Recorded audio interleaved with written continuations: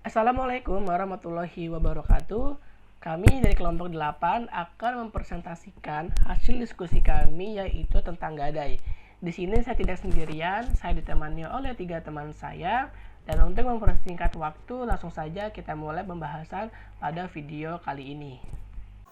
Baik, di sini saya akan menjelaskan prolog tentang gadai. Transaksi hukum gadai dalam fikih Islam disebut al-rohn. Secara istilah, menurut Ibnu Qudamah, pengertian al-rohn adalah al-mal alladhi yuj'alu watiqatan bidaimin yustawfa min taminihi in ta'adara istifa'uhu mimman huwa alaih. Suatu benda yang dijadikan kepercayaan atas utang untuk dipenuhi dari harganya bila yang berutang tidak sanggup membayar utangnya. Zakaria Al-Ansori menyatakan bahwa tujuan rohn adalah menyerahkan barang jaminan yang dimiliki dan berpindah kepemilikan, yaitu ketika rohin tidak mampu membayar dalam jangka waktu yang telah ditentukan. Gadai dibolehkan dalam Islam karena pada gadai tersebut ada kemudahan dan ketenangan dalam bertransaksi. Dalil utama yang menjelaskan disyariatkannya penggadaian adalah firman Allah Ta'ala terdapat pada Quran Surat Al-Baqarah ayat 283 yang artinya, jika kalian berada dalam perjalanan dan bermuamalah tidak secara tunai, sedangkan kalian tidak memenuhi seorang penulis, maka hendaklah ada barang tanggungan yang dipegang oleh orang yang memberi piutang. Kemudian di sini ada rukun gadai. Rukun gadai yang ada 4. Yang pertama yaitu barang yang digadaikan, yang kedua utang, yang ketiga akad, yang keempat dua pihak yang bertransaksi. Kemudian ada syarat gadai ada 4 juga, yaitu yang pertama transaksi gadai tersebut berdasarkan utang yang wajib dibayar. Kemudian yang kedua, barang gadai tersebut diperbolehkan dalam jual beli. Yang ketiga, rahin hendaklah orang yang boleh mempergunakan jaminannya. Yang keempat, hendaklah barang yang digadai diketahui kadar sifat dan 5 jenisnya. Baik, di sini saya akan membacakan ayat dan terjemahan dari surat Al-Baqarah ayat 283. A'udzu billahi minasyaitonir rajim. Bismillahirrahmanirrahim. Wa in kuntum 'ala safarin wa lam tajidu katiban farihanun maqbudah. Fa in amina ba'dukum ba'dan falyu'addi alladhi tumina amanatahu wal yattaqillaha rabbah wa la ta'tumus shahadah wa man ya'tumha fa innahu asimun qalbuh wallahu bima ta'maluna 'alim. Yang artinya, jika kamu dalam perjalanan dan bermuamalah tidak secara tunai, sedang kamu tidak memperoleh seorang penulis, maka hendaklah ada barang tanggungan yang dipegang oleh yang berpiutang.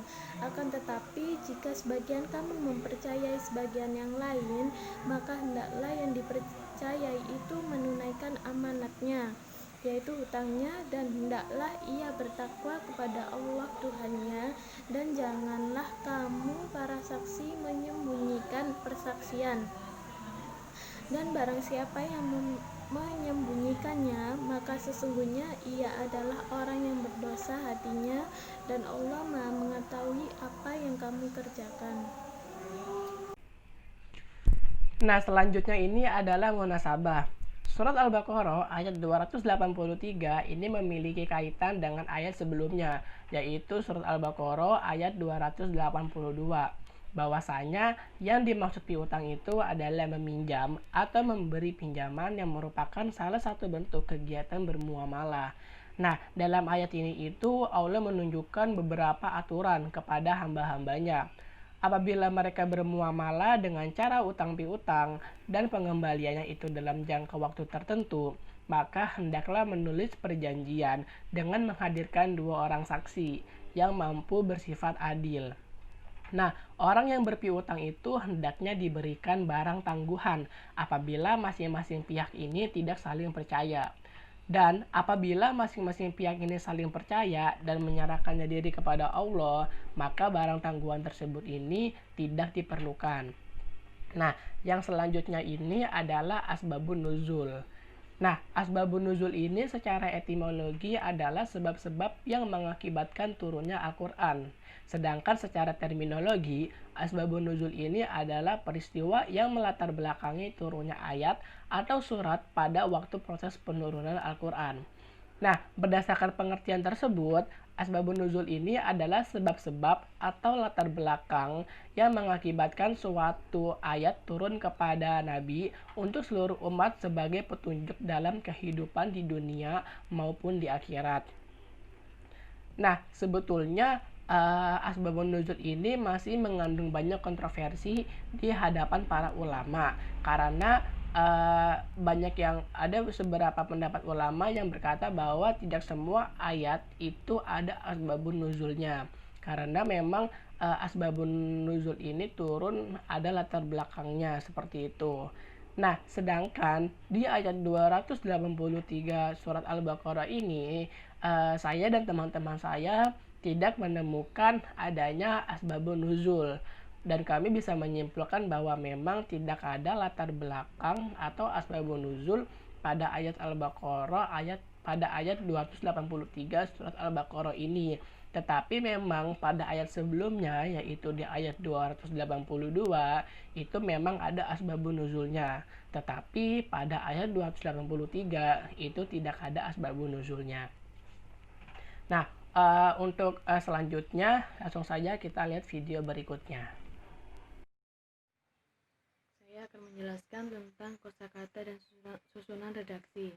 Yang pertama adalah wa in kuntum ala safari walam tajidu katibang farihanu maqbudo. Yang artinya jika kamu dalam perjalanan sedang kamu tidak memperoleh seorang penulis maka hendaklah ada barang tanggungan yang dipegang. Maksudnya adalah bahwa bagi seseorang yang dalam keadaan safar atau berpergian dan tidak menemukan seseorang untuk menjadi penulis atau saksi dalam transaksi tersebut, maka seseorang tersebut harus tetap menyiapkan barang untuk dipegang kepada orang yang berpiutang sebagai jaminannya. Kemudian yang kedua adalah fa'in amina hukum ba'dong. Artinya akan tetapi jika sebagian kamu mempercayai sebagian yang lain, dapat dijelaskan bahwa harus ada rasa saling percaya antara kedua belah pihak. Rasa percaya itu dapat membuat orang yang memberi piutang tersebut tenang. Kemudian value adilladzi tumina amanatuhu. Artinya maka hendaklah yang dipercaya itu orang yang berhutang menunaikan amanatnya. Maksudnya adalah bahwa seseorang yang sudah diberikan modal harus bisa memberikan rasa percaya atau amanah kepada seorang yang memberi piutang tersebut, karena itu telah menjadi tanggungannya. Kemudian waliyatakillallah robbah, artinya dan hendaklah ia bertakwa kepada Allah Subhanahu wa taala. Dapat dijelaskan bahwa orang yang berhutang tidak boleh mengingkari kewajibannya untuk melunasi hutangnya tersebut. Kemudian wa may ya'tum fa innahu asimun qalbu. Artinya dan barang siapa yang menyembunyikan maka sesungguhnya ia adalah orang yang berdosa hatinya. Maksudnya adalah jika orang yang berhutang tersebut mengingkari kewajibannya, tidak peduli untuk melunasi ataupun menyembunyikan bukti pemilik, maka orang itu melakukan kemaksiatan. Di sini saya sebagai pemateri selanjutnya akan menjelaskan tentang tafsir dan penjelasan dari surah Al-Baqarah ayat 283. Bismillahirrahmanirrahim. Fa in amina ba'dukum ba'dhan falyu'addil ladzi tumina amanatah. Sebagaimana yang disebut di atas menunjukkan rukhsah bahwa Allah Subhanahu wa taala membolehkan kita ketika dalam keadaan darurat dengan tidak memakai ketentuan yang telah disebutkan oleh ayat-ayat sebelumnya seperti dalam waktu ketika penulis dan saksi tidak ada. Apabila seseorang hendak memberi hutang kepada orang lain dalam keadaan seperti ini, maka Allah tidak mengharamkan untuk melanjutkan transaksinya jika ia mempercayainya walaupun tidak ada saksi dan juru tulis. Wa in kuntum ala safari wa lam tajidu katiban. Apabila kalian dalam keadaan di perjalanan dan tidak menemukan juru tulis yang bisa menulis transaksi hutang piutang atau tidak mendapat kertas, tinta atau benda-benda lain yang bisa dipakai untuk menulis, maka perkuatlah perjanjian ini dengan jaminan yang kemudian saling memeganginya. Farihanum maqbudah. Dengan penjelasan tidak adanya penulis dan keadaan bepergian, hal ini merupakan penjelasan tentang dibolehkannya uzur atau rukhsah yang memperbolehkan tidak memakai tulisan, dan sebagai gantinya adalah jaminan sebagai kepercayaan dari pihak orang yang berhutang. Jaminan tersebut bukan berarti menjadi milik orang yang memberi hutang, dan orang yang berhutang boleh mengambil jaminannya itu setelah melunasinya. Dan apabila tidak mampu membayar, maka orang yang memberi hutang boleh mengambil jaminannya sebagai milik. Fa'in amina ba'dukum ba'dhan falyu'addil ladzi tumina amanatah. Apabila orang yang menghutangi percaya pada orang yang dihutangi, maka tidak membutuhkan gadai sebagai jaminan terhadap kepercayaan yang punya hutang. Maka bayarlah yang punya kepercayaan itu, yaitu hutang yang dapat diberikan kepadanya. Atau maksudnya apabila sudah ada saling mempercayai antar kalian karena kebaikan dugaan dan saling mempercayai bahwa masing-masing dimungkinkan tidak akan berkhianat dan mengingkari hak-hak yang sebenarnya, maka pemilik uang boleh memberikan utangnya padanya. Setelah itu, orang yang berhutang hendaknya bisa menjaga kepercayaan ini. Walayattaqillaha rabbah, yakni hendaklah orang dipercaya atau untuk memegang jaminan bertakwa kepada Allah Subhanahu wa taala atau supaya takut kepada Allah Subhanahu wa taala di dalam melindungi hak-haknya yang merupakan sebuah amanah. Wala ta'tubu syahadah, janganlah kalian menyembunyikannya dan tidak melebih-lebihkannya dan tidak mengutarakannya. Dijelaskan juga dalam kitab yang lain bahwa apabila diminta untuk memenuhi persaksian, maka kamu jangan menyimpannya. Sesungguhnya menyimpan persaksian itu dosa yang besar. Wa may ya'tumha fa innahu athimun qalbuh. Apabila diminta untuk memenuhi persaksian, maka kamu jangan menyimpannya. Sesungguhnya menyimpan persaksian itu dosa yang besar. Maksudnya menjadikan hati berdosa dan yang punya hati berbuat dosa, karena hati adalah rajanya anggota badan.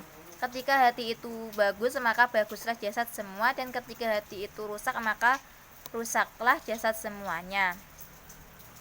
Wallahu bima ta'maluna alim.